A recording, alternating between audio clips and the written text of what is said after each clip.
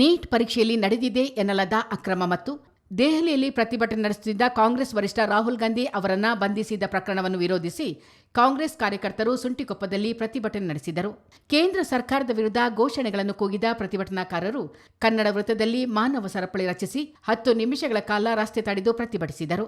ಕೇಂದ್ರ ಸರ್ಕಾರವು ವಿದ್ಯಾರ್ಥಿಗಳ ಜೀವನದೊಂದಿಗೆ ಚೆಲ್ಲಾಟವಾಡುತ್ತಿದೆ ಎಂದು ಆರೋಪಿಸಿದರು.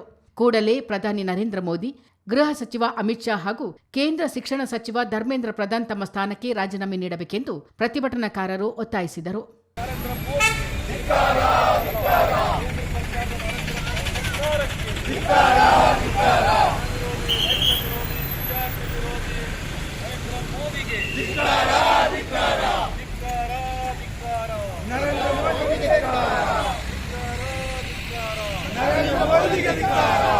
हम तुम्हारे साथ हैं, हम तुम्हारे साथ हैं, हम तुम्हारे साथ हैं। नहीं चलेगा, नहीं चलेगा, नहीं चलेगा, नहीं चलेगा।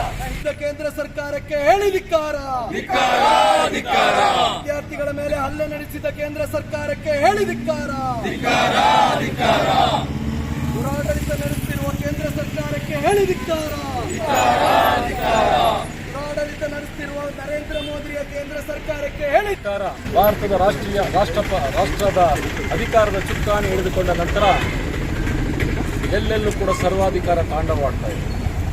ಇವತ್ತು ಯಾರೂ ಕೂಡ ಪ್ರಶ್ನೆ ಮಾಡುವ ಸ್ಥಿತಿಯಲ್ಲಿಲ್ಲ, ಯಾರೂ ಅವರ ವಿರುದ್ಧ ಮಾತನಾಡೋಗಿಲ್ಲ. ನರೇಂದ್ರ ಮೋದಿ ಅಂತ ಹೇಳಿದ್ರೆ ಅವನ ವೈಭವೀಕರಿಸಿ ಒಬ್ಬ ಅನಕ್ಷರಸ್ಥನನ್ನ, ಅವರ ಕ್ಲಾಸ್ಮೇಟ್ ಒಬ್ಬರು ಕೂಡ ಇಲ್ಲದ, ಸಹಪಾಠಿ ಒಬ್ಬರನ್ನು ಇಲ್ಲದ, ಯಾವ ಕಾಲೇಜು ಓದಿದರೆ ಅನ್ನೋದು ಗೊತ್ತಿಲ್ಲದ, ಯಾವ ಟೀಚರ್ ತನಗೆ ಬೋಧನೆ ಮಾಡಿದರೆ ಅಂತ ಹೆಸರು ಹೇಳಲಿಕ್ಕೆ ಅಸಾಧ್ಯವಾದ, ಸರಿಯಾಗಿ ನಮ್ಮ ವಿದೇಶಗಳಲ್ಲಿ ಹೋಗಿ ಭಾರತವನ್ನು ಘನತೆಯಿಂದ ಪ್ರತಿನಿಧಿಸಲಿಕ್ಕೂ ಸಾಧ್ಯ ಇಲ್ಲದೊಬ್ಬ ಅವಿದ್ಯಾವಂತನನ್ನು ಈ ದೇಶದ ಪ್ರಧಾನಿ ಮಾಡಿ ಕೇವಲ ಸಾಮಾಜಿಕ ಜಾಲತಾಣದ ಮಾಯವಿಯಿಂದ ಇಂಥವರನ್ನೊಬ್ಬರು ಪ್ರಧಾನಿ ಮಾಡಿದ ಫಲವನ್ನು ಈ ದೇಶ ಇವತ್ತು ಅನುಭವಿಸ್ತಾ ಇದೆ. ಈ ರಾಷ್ಟ್ರವನ್ನು ಬಹಳ ಕಷ್ಟಪಟ್ಟು ಬ್ರಿಟಿಷರ ದಾಸ್ಯದಿಂದ ನಾವು ತೆಗೆದುಕೊಂಡಿದ್ದೇವೆ. ನಮ್ಮ ಸ್ವಾತಂತ್ರ್ಯಕ್ಕಾಗಿ, ನಮ್ಮ ವಾಕ್ ಸ್ವಾತಂತ್ರ್ಯಕ್ಕಾಗಿ, ನಮ್ಮ ಬದುಕಿನ ಸ್ವಾತಂತ್ರ್ಯಕ್ಕಾಗಿ, ಇಲ್ಲಿ ಪ್ರಜಾಪ್ರಭುತ್ವ ನೆಲೆಸಲಿಕ್ಕಾಗಿ ಸಂವಿಧಾನ ರೂಪಿಸಿಕೊಂಡು ಸರ್ವರಿಗೂ ಸಮಪಾಲು ಸಮಬಾಳು ಅಂತ ಹೇಳುವ ತತ್ವದಡಿಯಲ್ಲಿ ಈ ರಾಷ್ಟ್ರ ಸ್ವಾತಂತ್ರ್ಯ ಬಂದಿದೆ. ಆ ಸ್ವಾತಂತ್ರ್ಯಕ್ಕಾಗಿ ಅನೇಕ ಜನ ತ್ಯಾಗ ಬಲಿದಾನಗಳನ್ನ ಮಾಡಿದ್ದಾರೆ. ಆ ತ್ಯಾಗ ಬಲಿದಾನಗಳ ಮೂಲಕ ಗಳಿಸಿಕೊಂಡ ಸ್ವಾತಂತ್ರ್ಯ ನಮ್ದು. ಇವತ್ತು ಈ ದೇಶಕ್ಕೆ ಪ್ರಜಾಪ್ರಭುತ್ವವನ್ನು ಅಳವಡಿಸಿಕೊಟ್ಟಿದ್ದು ಕಾಂಗ್ರೆಸ್.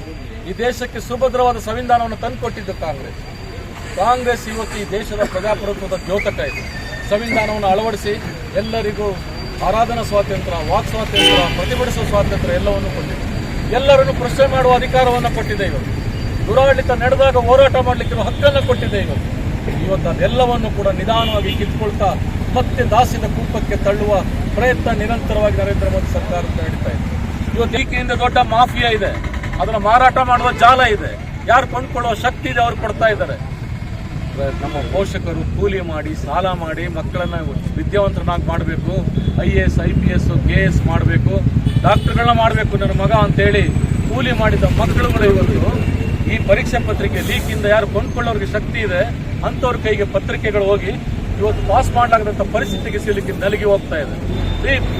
ನಮ್ಮ ನಾಡಿನ ಮಕ್ಕಳು, ನಮ್ಮ ಮಕ್ಕಳು ಮುಂದಿನ ಪ್ರಜೆಗಳು ಕಂಡ್ರಿ, ಈ ದೇಶದ ಚುಕ್ಕಾಣಿ ಹಿಡಿಲಿಕ್ಕಿರೋರು, ಈ ದೇಶದ ಭವಿಷ್ಯವನ್ನು ರೂಪಿಸಿರೋರು, ಅವರ ಭವಿಷ್ಯವನ್ನು ಅತಂತ್ರಕ್ಕೆ ತೋಡ್ತಾ ಇದ್ದೀರಿ. ಅದರಲ್ಲೂ ಒಬ್ಬ ದಲಿತ ಯುವಕನ ಮೇಲೆ ನಡೆಸಿರುವಂಥ ಈ ಮಾನಸಿಕ ದೌರ್ಜನ್ಯ ಸಹಿಸಲಿಕ್ಕೆ ಆಗೋದಿಲ್ಲ. ಇದನ್ನು ನಾವು ದೂರು ಕೊಟ್ಟಿಲ್ಲ, ದಲಿತ ವಿರೋಧಿ ಕಾಯ್ದೆ ದೂರು ನೋಡಬಹುದಿತ್ತು. ಆದರೆ ಒಂದು ಕೊನೆಯ ಎಚ್ಚರಿಕೆಯನ್ನು ಕೊಡ್ತಾ ಇದ್ದೀವಿ, ಇಂಥ ಗೂಂಡಾಗಿರಿ ನೈ ಚಲೇಗಾ, ನೈ ಚಲೇಗಾ. ಇದನ್ನು ರಾಹುಲ್ ಗಾಂಧಿ ಬಂಧನ ಮಾಡಲಿಕ್ಕಿರುವಂಥ ದಾಷ್ಟ್ಯತನ ಯಾರು ತೋರಿಸಿದ್ದಾರೆ, ಬಂಡತನ ಯಾರು ತೋರಿಸಿದ್ದಾರೆ, ಇನ್ನು ಭಾರತ ಸಹಿಸಲಿಕ್ಕೆ ಆಗೋದಿಲ್ಲ.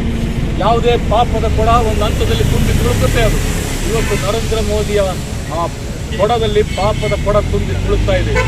ಇಂದು ಜನರಿಗೆ ಸಾಕಾಗಿದೆ. ನೀವು ಹೇಳ್ತಿದ್ದಂಥ ಸುಳ್ಳುಗಳೆಲ್ಲ ಪಾಕಿಸ್ತಾನದ ಹೆಸರು ಹೇಳ್ಕೊಂಡು, ಇಲ್ಲಿ ಮುಸಲ್ಮಾನರ ಹೆಸರು ಹೇಳ್ಕೊಂಡು ಭಾರತೀಯರನ್ನು ಇಬ್ಬಾಗ ಮಾಡ್ತಾ ಅವರ ಹೆಸರನ್ನು ತೋರಿಸ್ತಾ ನೀವು ಅಧಿಕಾರಕ್ಕೆ ಬಂದಿದ್ದೀರಿ. ಇವತ್ತು ಇದು ನಡೆಯೋದಿಲ್ಲ. ನೀವು ಅಭಿವೃದ್ಧಿ ಬಗ್ಗೆ ಮಾತಾಡೋದಿಲ್ಲ, ಉದ್ಯೋಗಗಳನ್ನು ಸೃಷ್ಟಿ ಮಾಡೋದಿಲ್ಲ, ಪರೀಕ್ಷೆಗಳನ್ನು ಸರಿಯಾಗಿ ನಡೆಸೋದಿಲ್ಲ, ರೈತರ ಬಗ್ಗೆ ಆಲೋಚನೆ. ಪ್ರತಿಭಟನೆಯಲ್ಲಿ ಕುಶಾಲನಗರ ತಾಲೂಕು ಗ್ಯಾರಂಟಿ ಸಮಿತಿ ಅಧ್ಯಕ್ಷ VP ಶಶಿಧರ್, ಸುಂಟಿಕೊಪ್ಪ ನಗರ ಕಾಂಗ್ರೆಸ್ ಅಧ್ಯಕ್ಷ ರಫೀಕ್ ಖಾನ್, ಯುವ ಕಾಂಗ್ರೆಸ್ ಕಾರ್ಯದರ್ಶಿ ಅಬ್ದುಲ್ ಹಕೀಂ, ಪಂಚಾಯಿತಿ ಮಾಜಿ ಅಧ್ಯಕ್ಷರುಗಳಾದ Shivamma Mahesh, KE Karim, PF ಸಬಸ್ಟಿನ್, MA Usman ಮತ್ತಿತರರು ಪಾಲ್ಗೊಂಡಿದ್ದರು. ಚಿತ್ತಾರ ನ್ಯೂಸ್, ಸುಂಟಿಕೊಪ್ಪ.